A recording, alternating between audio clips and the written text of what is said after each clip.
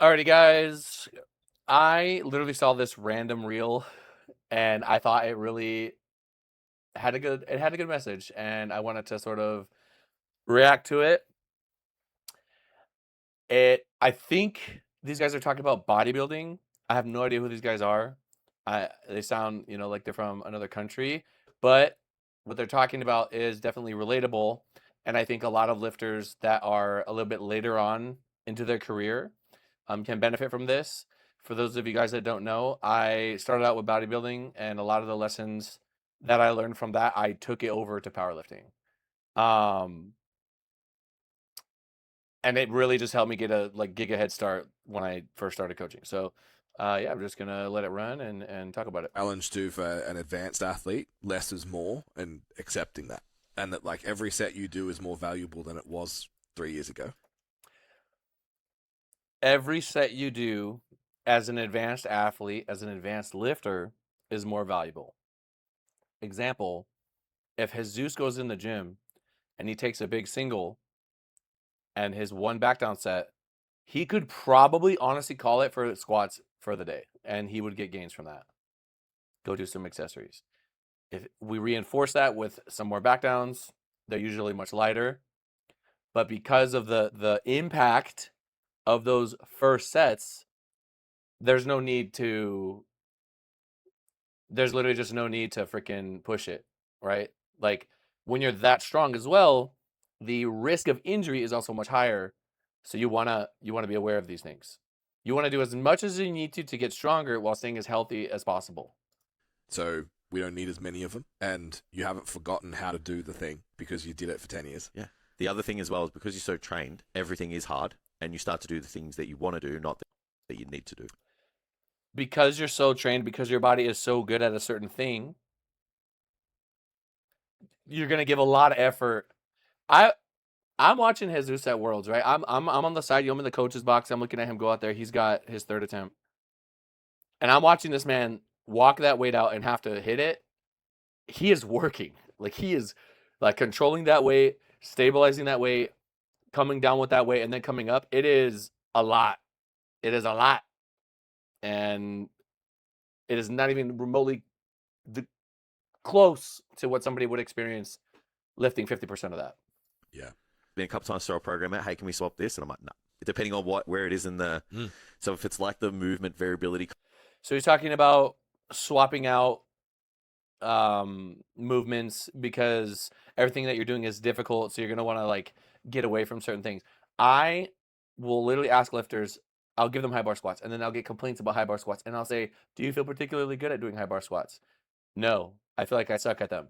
And my answer will be, then we should do them because you're literally identifying a weakness. Now, if there's an injury risk, I will let's find out why and let's see if we can fix it.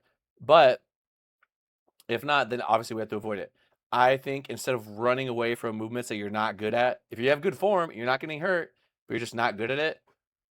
I don't think that's the reason to not do it. I think if anything, you could probably benefit a lot more if you started putting some muscle on in those areas where you're lacking. Complex that I still know is slightly stimulatory but still going to maintain function. And they're like, hey, can I take this to like a proper, like stable, isolated environment? I'm just like, no. Where if it's like, hey, can I swap this pull down to this pull down? I'm like, yeah, have it.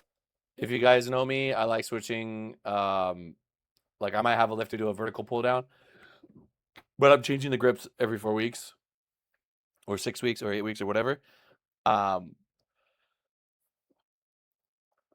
as a powerlifter, having that amount of variety and changing things up like that, it's not going to hurt you. If anything, it's going to make you more well-rounded. And I think accessories should, let's say you're doing a powerlifting motion and you misgroove, you should have enough muscle in the misgroovy areas that you built through your accessories to where you're strong enough to either recover and hit the lift or not get injured if you get out of position.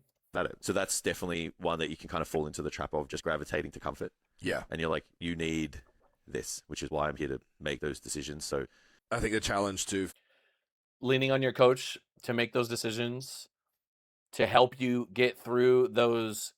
I mean, that's a part of the reason why people have coaches, because their impulse, their instinct, their desire to like do the thing that they feel natural in doing may not coincide with what they want, right? What their goals are. If we just did things on impulse, I mean, I don't even think humanity would like progress, right? We have to do things sometimes that are hard. We have to do things sometimes that we're not good at. We have to do things sometimes that are scary.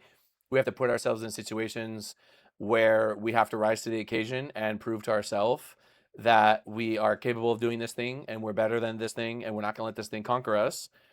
And, like I said, sometimes it's scary. Sometimes it's like, will I be able to do it? Can I do it? And you'll find that if you just try, that you probably can do it. You probably will be able to do it. So it's it's one of those things that that's what the coach is there for, to help guide you when your impulses sort of are saying things like, I need to do a lot of really, really hard sets, or I need to do, too little of a hard set, or skip a movement, or whatever. Following the program, like there's a reason for the program. Like people, like they might just look at a program, and this is like the funniest thing, right? People might look at a program and be like, oh, it's so simple, oh, whatever, da da da. But they don't understand that when you write a program that has good fundamentals, it should look like relatively palatable, and like it, and when you really think about it, sometimes they're just looking at the spreadsheet, but they don't even realize, like, wow, that's actually very smart spacing between those two movements. Wow, that angle that you're hitting, that's going to really complement and set you up to be primed 48 hours later when you have to hit your primary. There's like so many little things that go into it. And yeah, I mean, that I'm getting sidetracked a little bit, but yes. For an advanced athlete, less is more. Okay, so we've gone through the video already.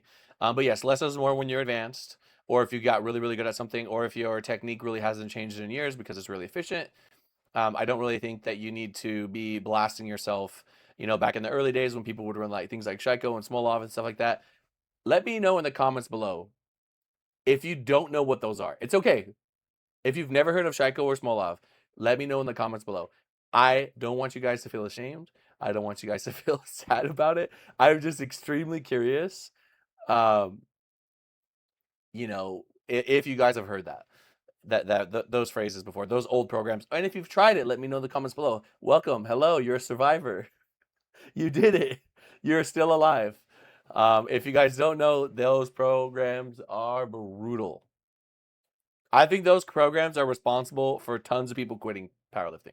Anyway, I hope you guys are able to take something away from that. If you guys have any interesting videos that you want me to react to about programming, about training, about powerlifting, about anything, please DM them to me. I would love to take a look and break it down here on YouTube. Thank you guys so much, and I'll see you in the next one. Peace.